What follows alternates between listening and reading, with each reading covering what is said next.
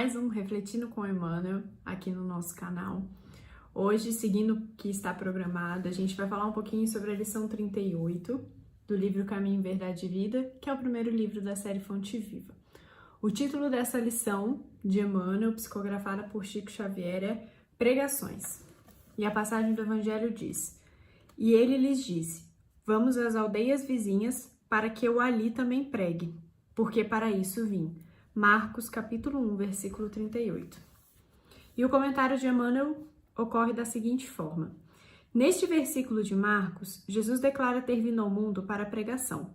Todavia, como a significação do conceito tem sido erroneamente interpretada, é razoável recordar que, com semelhante assertiva, o mestre incluía no ato de pregar todos os gestos sacrificiais de sua vida. Geralmente, vemos na Terra a missão de ensinar muito desmoralizada. A ciência oficial dispõe de cátedras, a política possui tribunas, a religião fala de púlpitos. Contudo, os que ensinam, com exceções louváveis, quase sempre se caracterizam por dois modos diferentes de agir. Exibem certas atitudes quando pregam e adotam outras quando em atividade diária. Daí resulta a perturbação geral, porque os ouvintes se sentem à vontade para mudar a roupa do caráter. Toda dissertação moldada no bem é útil. Jesus veio ao mundo para isso, pregou a verdade em todos os lugares, fez discursos de renovação, comentou a necessidade do amor para a solução de nossos problemas. No entanto, misturou palavras e testemunhos vivos desde a primeira manifestação de seu apostolado sublime até a cruz. Por pregação, portanto, o Mestre entendia igualmente os sacrifícios da vida. Enviando-nos divino ensinamento, nesse sentido, conta-nos o Evangelho que o Mestre vestia uma túnica sem costura na hora suprema do Calvário. O primeiro ponto importante da gente pensar dessa lição é o seguinte: pregação é o ato de pregar. E o que significa isso? O que significa pregar? Emmanuel comenta que existem diversos significados e que esse significado vem mudando ao longo dos anos, dos séculos. Então, para Jesus, o ato de pregar era uma coisa e para a gente hoje já mudou bastante.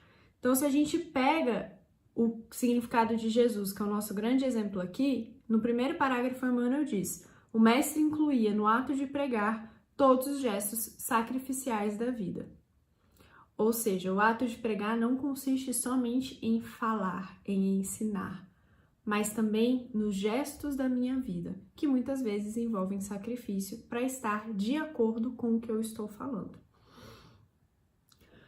Se a gente amplia e fala que pregar, então, é ensinar, Emmanuel já fala, a missão de ensinar está muito desvalorizada hoje em dia na Terra, o que já causa um grande questionamento do qual é o valor que eu estou dando para quem prega, ou qual é o valor que eu que prego estou transmitindo para essas pessoas que me escutam.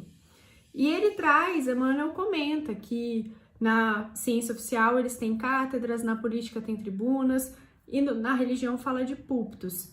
Ou seja, a gente precisa de locais de destaque para fazer a pregação, para ensinar. Muito diferente de Jesus, que pregava em campos, que pregava enquanto caminhava, que pregava sentado em uma pedra com as pessoas ao seu redor.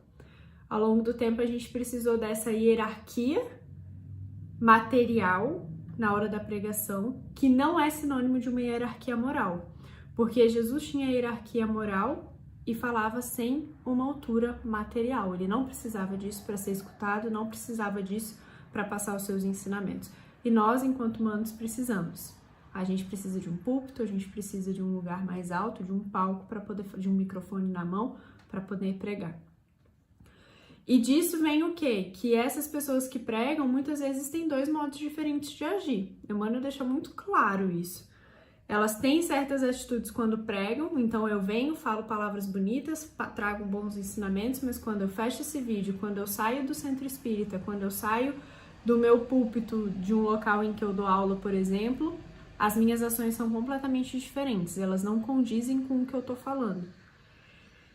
Disso não é questionável que vem uma perturbação geral, porque se a pessoa que está ali no ato de pregar, a pessoa que está fazendo a pregação, ela não está consoante do que ela fala e o que ela faz, como é que as pessoas que me escutam estarão? Então, muitas vezes a gente adora conversar, vamos sair vou dar um exemplo agora, para a gente sair dessa ideia de alguém que tem destaque. Eu que estou gravando esse vídeo, o Marco Rosa quando dá uma palestra, o Lucas Faber quando dá uma palestra, ou eu quando estou dando aula de comunicação e oratória, que é uma das minhas profissões. Vamos sair desse exemplo e vamos pegar quando a gente está numa relação de amigo para amigo. Então eu falo para minha amiga sobre o quanto o espiritismo é incrível, sobre os ensinamentos que a gente tem toda semana. Falo para ela que ela tem que fazer daquela forma, que ela tem que buscar tal coisa, que ela precisa beber menos, mas quando eu saio de lá, quando eu saio da minha conversa com ela, eu faço tudo ao contrário. É o famoso faço o que eu falo, mas não faz o que eu faço. Então, o que eu tô pregando? O que você que tá aí tá pregando para as pessoas que convivem com você? E o que você tá pregando tá consoante com o que você faz? Você que é mãe e pai, que tá pregando para o seu filho, para sua filha, que ela não pode gritar quando ela fica insatisfeita, ou que ela tem que cumprir as regras e os limites estabelecidos dentro de casa. Você cumpre isso? Você não grita? Você cumpre as regras que foram combinadas? Por exemplo, não pode usar o celular enquanto estiver fazendo uma refeição à mesa. Você deixa o seu celular de lado ou você fica lá com ele olhando, mas quando o seu filho adolescente pega, você vira e fala assim, pô, você não larga esse celular? Você tá dando exemplo. Então, será que não tá tendo dois modos diferentes de agir? O de quem prega e o de quem faz? Porque a perturbação vai ser geral. Tanto de quem te escuta, se você tem um local de destaque, seja na casa espírita, no templo religioso que você frequenta, seja na sua profissão, ou no grande lugar de destaque, que são as famílias, na posição de pai, mãe, avó, avô. A gente precisa parar e pensar nisso.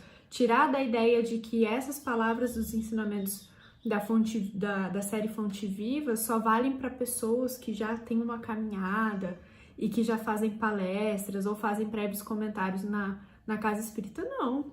Vale para qualquer um de nós. Então, pega aquilo que é dito e leva para sua própria vida. Onde é que você tem um local de destaque?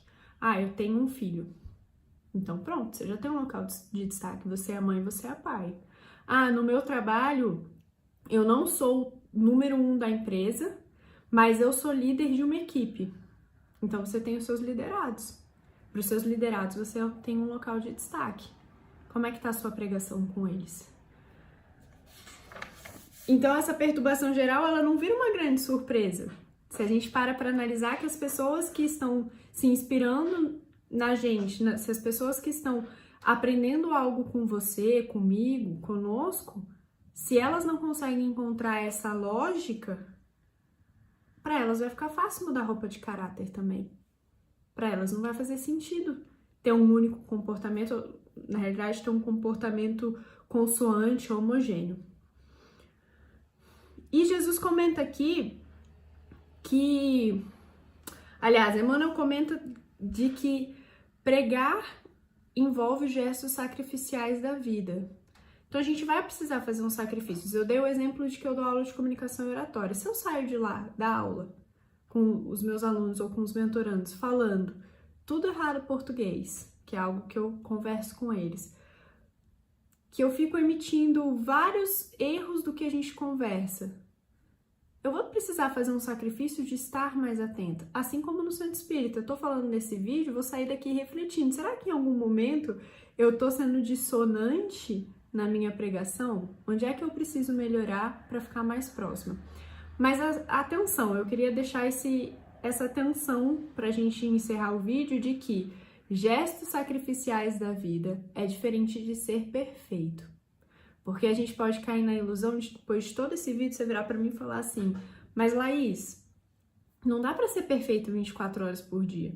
E não dá mesmo. A gente não tá pedindo isso e nem Cristo tá pedindo isso pra gente. Não é isso que a doutrina vem ensinar.